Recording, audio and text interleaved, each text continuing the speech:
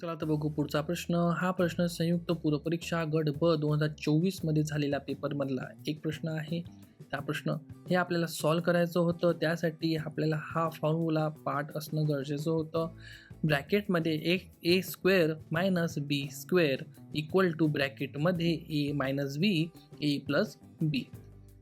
इथे आपल्याला 3.49 ला ए म्हणायचं होतं आणि बी ला 0.51 हे म्हणायचं होतं. तर आपण 3.49 च्या जागी ए ठेवला वजा 0.51 च्या जागी बी ठेवला, सेम टू सेम खाली ए मायनस बी हे ठेवलं. आता याला सॉल्व करू आपण. तर ए स्क्वेअर मायनस बी स्क्वेअर, आताच पाहिलं आपण की ए मायनस बी ए प्लस बी येते. आता ए मायनस बी आणि ए मायनस बी कॅन्सल होतो, ए प्लस बी राहतो. तर ए प्लस बी, ए म्हणजे 3.49, बी म्हणजे 0.51 यांची जेव्हा आपण बेरीज करू ते येते 4, जे आपलं उत्तर बरोबर आलेलं आहे.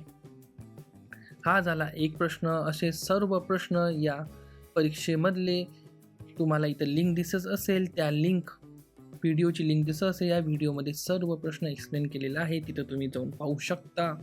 सोबतच तुम्हाला जर व्हिडिओ आवडला असेल तर व्हिडिओला लाईक करा, या व्हिडिओला शेअर करा, चॅनलला सबस्क्राईब करा, सोबतच बेल आयकॉन दाबा.